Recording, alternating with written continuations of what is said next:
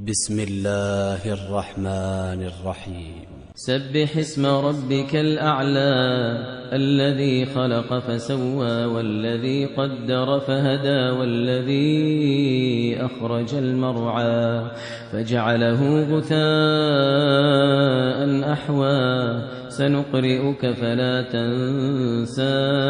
إلا ما شاء الله إنه يعلم الجهر وما يخفى ونيسرك لليسرى فذكر إن نفعت الذكرى سيذكر من يخشى ويتجنبها الأشقى الذي يصلى النار الكبرى ثم لا يموت فيها ولا يحيا قد أفلح من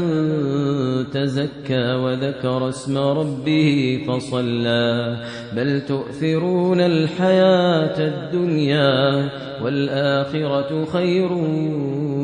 وأبقى إن هذا لفي الصحف الأولى صحف إبراهيم وموسى.